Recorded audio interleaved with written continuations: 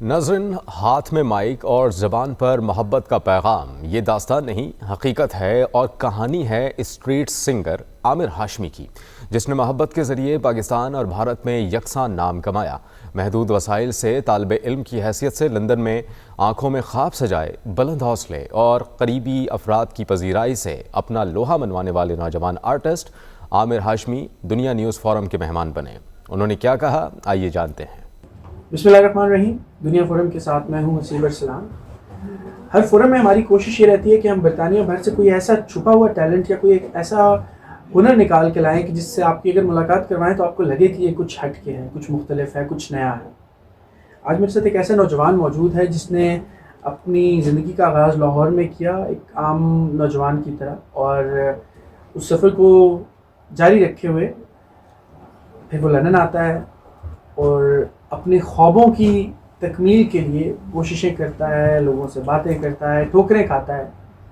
लेकिन एक ऐसा वक्त आता है कि वो अपने जो ख्वाब हैं उनको अमली जामा पहनाते हुए नज़र आता है। और इस वक्त जो है दुनिया के, अगर सोशल मीडिया प्लेटफॉर्म्स की बात की जाए तो एक नाम, ख़ास मकाम और एक जगह रखता है।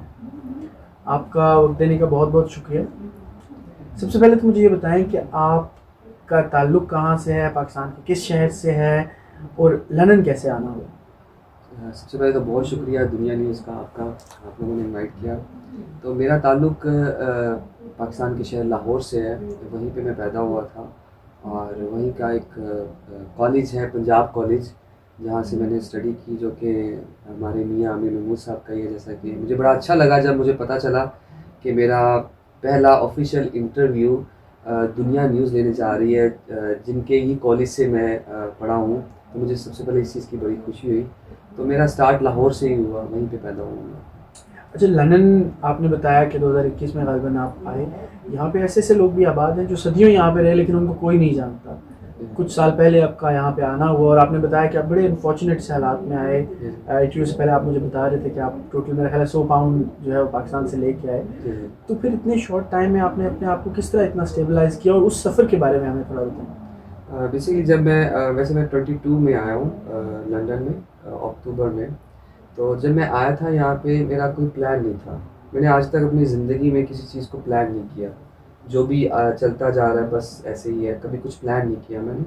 क्योंकि जब भी कुछ प्लान किया उसके होता ही ऑपोजिट है, तो उस चीज़ को फिर मैं समझता ही नहीं हूँ कि प्लान करें। तो बस ये प्लान था लंदन आना है, अब तो वीज़ा आ गया, लंदन आ गए। तो जब मैं यहाँ पे आया था तो मेरा यहाँ पे आके जब मैंने ये देखा कि सिंगिंग एक ऐसी चीज़ है जो कि बचपन से एक मेरा पैशन है, स्कूल लाइफ से। तो जब मैंने यहाँ पे देखा कि ऐसा प्लेटफॉर्म है कि जहाँ पे हर कोई शुरू हुआ है, स्ट्रीट में सिंगिंग हो रही है, तो मैंने उसको अपना थोड़ा सा रिसर्च किया था उस पर। तो फिर उसको आगे लेके चला कि इसको कैसे लेके चलना है, वो क्या चीज़ है, कैसे होता है। तो उसके बाद मैंने कुछ डिसीजन लिए थे। अच्छा, लेकिन लंदन जैसे शहर में गो के वो स्ट्रीट सिंगिंग है, लेकिन यहाँ पे स्ट्रीट सिंगिंग करना भी कोई इतना आसान काम नहीं है। ऑक्सफोर्ड स्ट्रीट में, पिकेडली सर्कस में, ऐसे वो एक तारीखी दुनिया पूरी जहाँ पर आती है, लाखों लोग हर रोज़ वहाँ पे विज़िट करते हैं। तो वहाँ पे कुछ मिनट खड़े होकर गाना गाना भी कोई आसान काम नहीं है, बड़े मुश्किलात होते हैं, मसाइल होते हैं। तो आपने वहाँ तक कैसे जो है उसको अचीव किया? बिल्कुल ऐसे ही है कि जब छोटा सा स्पीकर लिया था मैंने, तो वो लेके मैं ऑक्सफोर्ड स्ट्रीट चला गया था। तो अब मैं तकरीबन 15-20 मिनट बैठ के सोच रहा था कि मैं कैसे स्टार्ट करूं, क्योंकि हर ज़बान का, हर रंग का, नस्ल का वहाँ से लोगों का आना जाना है। तो जो आपको जानते भी नहीं है, जो आप गाओगे, जब आप स्टार्ट करोगे पता नहीं उनको पता भी है कि नहीं कि मैं क्या गा रहा हूँ मैं। पर मैंने स्टार्ट किया, बहुत ठंड थी और उस ठंड को रोकने के लिए पाकिस्तानी कुछ कपड़े पहने हुए थे जो कि नहीं कवर कर पा रहा था, ठंड लग रही थी। मैंने अपना फर्स्ट स्टार्ट लिया जब, तो दूसरे ही कॉर्नर पे ना एक सिंगर था इंडियन, तो उसका बहुत टाइम हो चुका था उसको यहाँ पे, तो उसको लोग जानते थे। मेरा फर्स्ट डे था, तो उन दिनों मैंने अपना नाम रखा होता मिस्टर शॉर्टकट।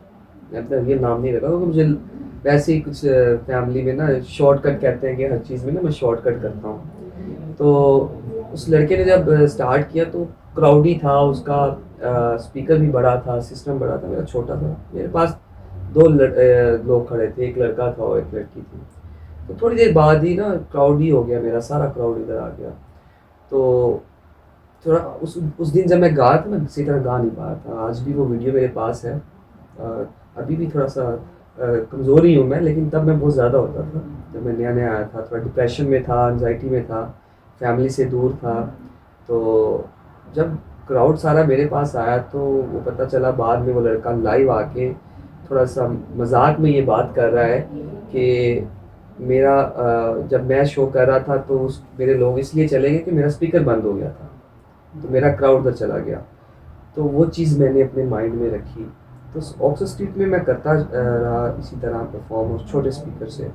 तो आगे फिर ये सिलसिला चलता रहा। फिर पिकेडिली सर्कस, पहला पाकिस्तानी हूँ जिसने अपना पिकेडिली सर्कस पे शो किया और इंडिया पाकिस्तान को इकट्ठा किया।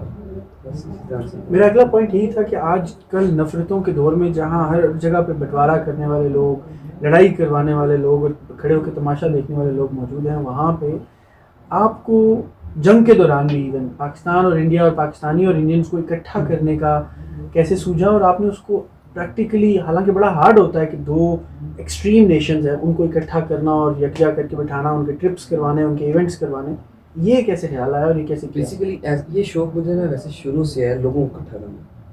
चाहे वो कॉलेज था, चाहे वो स्कूल था, चाहे वो फैमिली थी, मैं सबको इकट्ठा करता, अपने दोस्तों को, मतलब जो आपस में बात भी नहीं करते थे उन सबको इकट्ठा करना। चाहे किसी अपने, मेरा एक रेस्टोरेंट होता था, वहाँ पे सबको बुलाता था, मैं अपनी तरफ से इनवाइट करता था। तो ये चीज़ जब मैं इधर आया हूँ तो मैंने देखा कि वैसे तो दुबई में भी मैंने टाइम गुजारा है, वहाँ पे भी इंडियंस लोगों के साथ बैठता होता था, खाता था।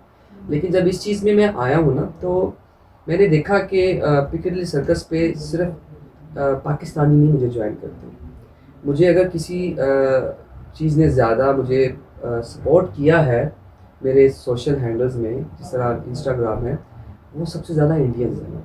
अगर मैं वहाँ पे उसके इनसाइड में जाऊँ तो मैंने ये देखा कि ये नफ़रतें जो लोगों में बैठी हुई हैं, जो कि दुनिया में भी यही चीज़ मशहूर है कि इंडिया पाकिस्तान की आपस में नहीं बनती, तो ये झूठ है। बेसिकली ये हमारे जो अदारे हैं ना, ये उनकी एक सियासत है। मैं उस चीज़ में जाना नहीं चाहता। तो मैंने ये एक मैसेज देना चाहा पूरी दुनिया को, अपने पाकिस्तानियों को जो कि पाकिस्तान में हैं, और उन इंडियंस को जो कि इंडिया में बैठे हुए हैं, जो वहाँ बैठ के ये समझते हैं कि हम आपस में सिर्फ लड़ाई करते हैं। तो ये एक ऐसा प्लेटफॉर्म था जहाँ पे मुझे मौका मिला इन सबको ये दिखाने का कि ऐसा बिल्कुल सच नहीं है।